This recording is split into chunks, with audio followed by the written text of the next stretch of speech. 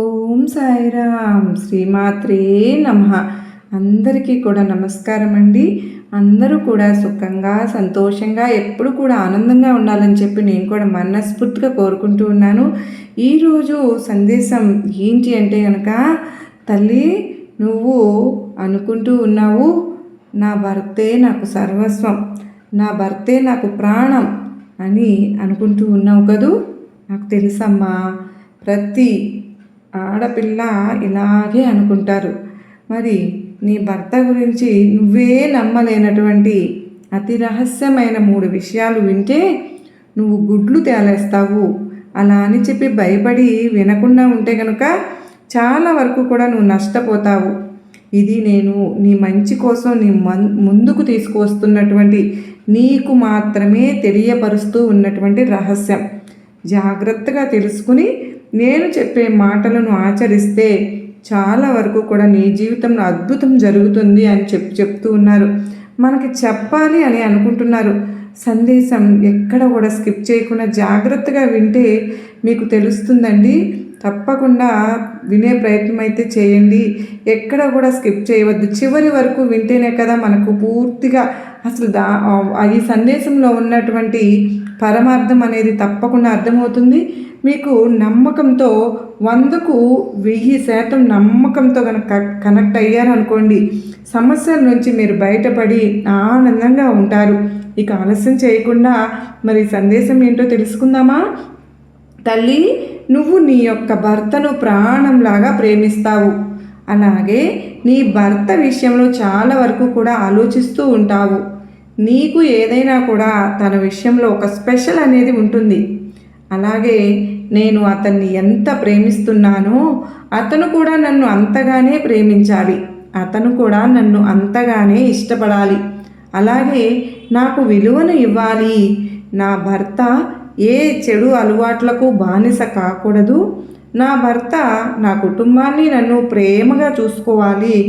మాకు ఇచ్చే ఇంపార్టెన్స్ అనేది ఎవరికి కూడా ఇవ్వకూడదు. అలాగే నన్ను చాలా కేర్గా చూసుకోవాలి. నాకు చిన్న విషయమైనా సరే కానీ తను ఎక్కువగా ఆలోచించాలి అని చెప్పి ఇలా ప్రతిదీ కూడా నీ భర్త విషయంలో నీకు చిన్న చిన్న కోరికలు అనేవి ఉన్నాయి కదా. తనని నువ్వు డబ్బు కోసం అంతగా ఇబ్బంది పెట్టకపోయినప్పటికీ కూడాను నీకంటూ కొన్ని ప్రత్యేకమైనటువంటి విలువలను సమకూర్చే ఆలోచనలు అనేవి నీ భర్త విషయంలో నీకున్నాయి. ఆ ఆలోచనలు కూడా చాలా అర్థవంతమైన ఆలోచనలు. అలాగే ప్రతి మహిళ కూడా అంటే భార్య స్థానంలో ఉండి ఏ స్త్రీ అయినా కూడా కోరుకునేటటువంటి సర్వసాధారణమైనటువంటి కోరికలు అవి. కాకపోతే ఏదైనా సరే, ఏదైతే నీ జీవితంలో జరుగుతూ ఉందో నువ్వు ఆలోచించే ఆలోచనలకు వ్యతిరేకంగా జరుగుతోంది. అంటే నువ్వు ఏదైనా కోరుకుంటూ ఉన్నావో అది తప్ప, ఏదైతే నువ్వు వద్దు అనుకుంటూ ఉన్నావో అది నీ జీవితంలో జరుగుతూ ఉంది. కానీ ఇక్కడ జరుగుతున్నటువంటి నాటకం ఏంటి అంటే కనుక, నీ మాట వింటున్నట్లుగా నీ భర్త నటించడం, నీకు భయపడుతూ ఉన్నట్లుగా నీ భర్త నటించడం, ప్రతిదీ కూడా నీకు చెప్పే చేస్తూ ఉన్నట్లుగా నీ భర్త నటించడం. ఏదైతే చెడు వ్యసనం వద్దు అని చెప్పి నువ్వు పదే పదే తనకు చెప్తూ ఉంటావో అదే తను చేసి నేను చేయలేదు అని చెప్పి అబద్ధం ఆడడం. అలాగే నీ పట్ల కాస్తంత కేరింగ్ అనేది, జాగ్రత్త ఏదైతే ఉంటుందో ఆ జాగ్రత్త అనేది తక్కువగా తీసుకోవడం. ఇవన్నీ కూడా చాలా రహస్యమైనటువంటి విషయాలు. ఇవి ఎవరికీ కూడా తెలియవు అని చెప్పి నువ్వు భావించేటటువంటి రహస్యమైనటువంటి విషయాలు అయితే ఇవన్నీ కూడా నాకు ఎలా తెలిసాయి అంటే కనుక నువ్వు నా భక్తురాలివి. ప్రతి నిమిషము నీ యొక్క మనసులో ఆలోచన ప్రతిదీ కూడా నువ్వు నాతోనే కదమ్మా పంచుకుంటూ ఉంటావు తల్లి. కనుక నీ యొక్క ప్రతి ఆలోచన నాకు తెలుసు. కాకపోతే ఈ రహస్యాలన్నీ కూడా కేవలం నాకు మాత్రమే కాకుండా నీకు బంధువులు అనే పేరుతోటి ఉన్నటువంటి శత్రువులకి కూడా తెలిసిపోయాయి.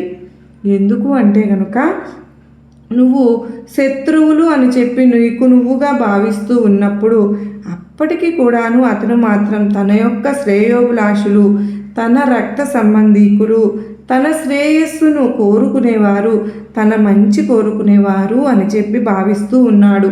కనుక ఇక్కడ నేను చెప్పాలి అనుకుంటున్నటువంటి పూర్తి విషయం ఏంటి అంటే కనుక, బిడ్డ, ఎప్పుడైనా సరే కానీ ఇక్కడ ఎవరు కూడా ఎవరికి నచ్చినట్లుగా ఉండరు. ఎవరి జీవితాలు అనేవి వారికి నచ్చినట్లుగా వారు అనుభవిస్తూ ఉంటారు. ఇక్కడ ఈ విషయంలో ఎవరిని కూడా తప్పు పట్టడానికి లేదు. కానీ ఎప్పుడైతే భార్య భర్త అని చెప్పి ఈ బంధం ఏర్పడుతుందో ఆ బంధం అనేది చాలా పవిత్రమైనది. ఈ బంధం అనేది చాలా విలువైనది. ఈ బంధం యొక్క విలువ తెలుసుకున్న ఆ స్త్రీ, మహిళ అంటే ఆ మహిళ ఎవరైతే ఉందో, ఆ పురుషుడు ఎవరైతే ఉన్నారో, వీరిద్దరూ కూడా ఆ బంధానికి విలువను ఇవ్వాలి, గౌరవాన్ని ఇవ్వాలి. ఇక్కడ మేము ఇద్దరం కాదు ఒక్కరిమే అనే భావన వారిలో పూర్తిగా కలగాలి. ఏ కష్టం వచ్చినా నష్టం వచ్చినా ఒకరికి ఒకరు మేము తోడుగా ఉంటాము అని చెప్పి వారికి వారు ధైర్యంగా అనుకోవాలి. నాకు ఏదైనా కష్టం వస్తే నా భర్త చూసుకోవడానికి ఉన్నాడు కదా అని చెప్పి భార్య అనుకోవాలి. నాకు ఏదైనా కానీ ఒక సహాయం కోరినప్పుడు ఒక స్నేహితురాలిలాగా నా భార్య నాకు సలహాలు ఇస్తుంది కదా అని చెప్పి ఆ భర్త కూడా అనుకోవాలి. అలాగే ఇద్దరూ కలిసి ఒక మాట మీద ఒకే బాటలో నడుస్తూ తన కుటుంబాన్ని ముందుకు తీసుకుని వెళ్ళాలి. తన బిడ్డలకు ఆదర్శవంతులుగా నిలబడగలగాలి. తన బిడ్డలకు మంచి భవిష్యత్తును అందించగలగాలి. ఇక్కడ ఇప్పుడు ఉన్నటువంటి ఈ పరిస్థితుల్లో ఎవరైతే భార్యాభర్తలు ఉన్నారో చాలామంది కూడా 80% మందిని గమనించుకున్నట్లయితే చాలామంది కూడా అనుకున్నటువంటి ఆలోచన ఏంటి అంటే కనుక, చాలామంది ఎవరి జీవితాలు వారివే. ఇక్కడ మేము ఒకరిమి కాదు, ఇద్దరము. నేను సంపాదిస్తున్న డబ్బు నాకు హక్కు, వారు సంపాదిస్తున్న డబ్బు నా ఇష్టం. నేను ఏ వ్యసనమైనా చేసుకుంటాను, ఏ అలవాటు కూడా ఎవరి కోసము మార్చుకోను. అలాగే కుటుంబానికి ఎంతవరకు తేవాలి, ఎంతవరకు పెట్టాలి, ఎంతవరకు చూసుకోవాలో అన్నీ నాకు తెలుసు. నాకు ఒకరు చెప్పాల్సినటువంటి అవసరం లేదు. నేను ఎవరి మాటకు విలువను ఇవ్వను. నేను ఏంటో టైంకి ఇంటికి వెళ్ళానా, తిన్నానా, బయటకు వెళ్ళిపోయానా అన్నట్లుగా మగ మనిషి ఉంటూ ఉన్నారు. ముఖ్యంగా ఒక మగాడి ఆలోచన అనేది అందరికీ కాదు. ఇక్కడ అండర్లైన్ చేసుకోవాల్సిన విషయం ఏంటి అంటే కనుక, కొంతమందిని ఉద్దేశించి మాత్రమే ఇది చెప్పడం జరుగుతుంది. బిడ్డా, ఈ విషయంలో నీ ఇంట్లో కూడా ఇదే జరుగుతుందా అని చెప్పి నువ్వు ఆలోచించుకోవాలి. ఎందుకు అంటే కనుక, భార్యాభర్తలు అంటే ఎప్పుడైనా సరే ఒక బాట మీద నడవాలి. నేను ఇక్కడ ఇద్దరిని విడిపోమని చెప్పడం లేదు. ఎందుకు అంటే అందరి మనస్తత్వాలు అనేవి ఒకేలాగా ఉండవు. కనుకనే తల్లి, నువ్వు ఇక్కడ పూర్తిగా గుర్తుంచుకోవాల్సిన విషయం ఏంటి అంటే కనుక, నువ్వు నీ భర్త నువ్వు తిన్నా తినకపోయినా కూడా తిన్నావా అని చెప్పి ప్రేమగా అడగడం, లేదా అలాగే నీ భర్త నీకు ఏదైనా సరే అనారోగ్య సమస్య వచ్చినప్పుడు, నీకు ఒంట్లో బాగాలేదా, నీకు నేను ఉన్నాను కదా, నీకు అనారోగ్యం అని చెప్పి ఎప్పుడు ఆలోచించవద్దు, భయపడవద్దు.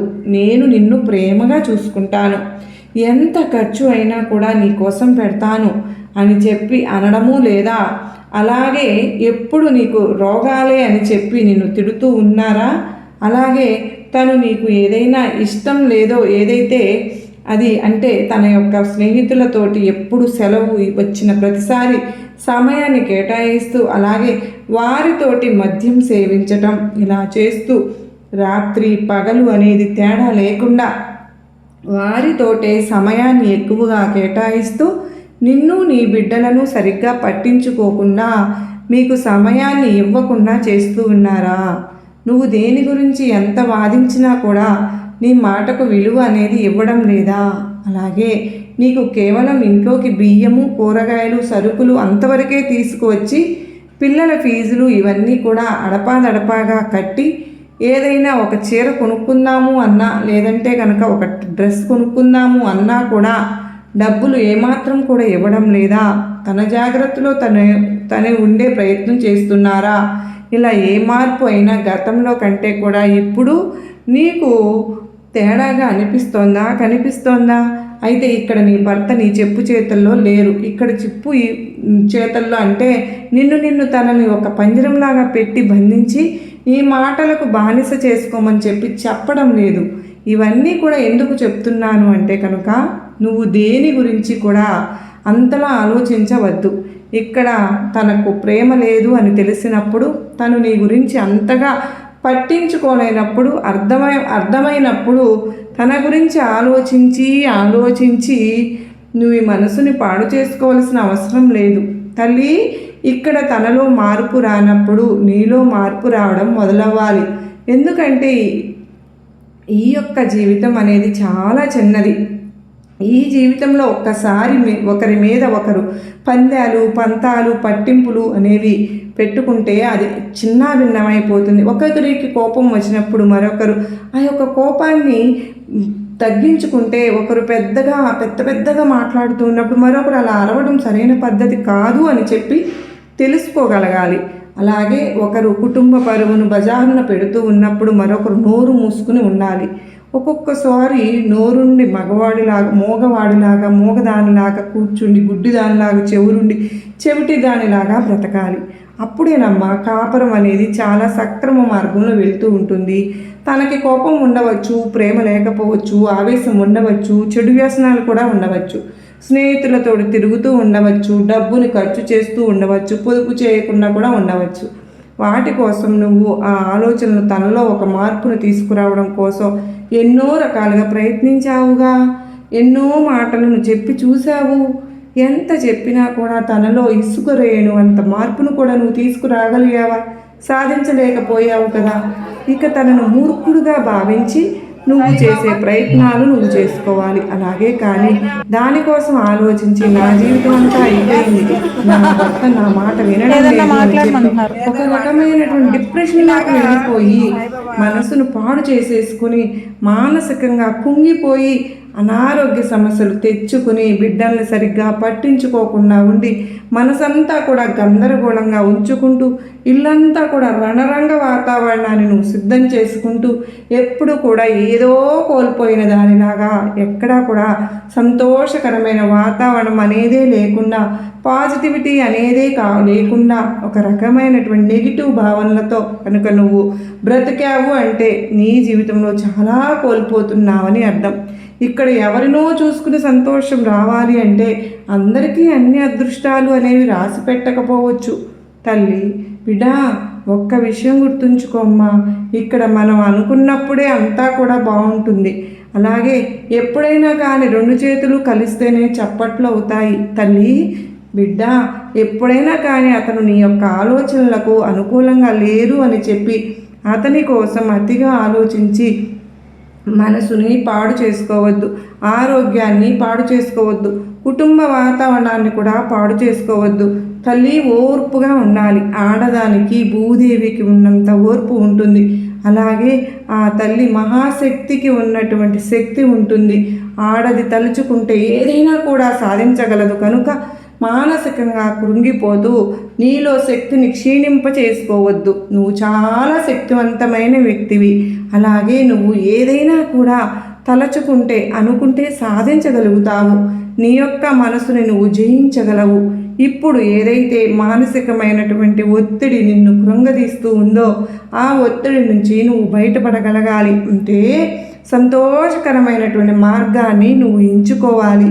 వారి జీవితంలో ఆనందంగా ఉండడం కోసం ఏ రకమైన మార్గంలో అడుగు పెడితే ఆనందంగా ఉంటావో ఆలోచించుకోవాలి.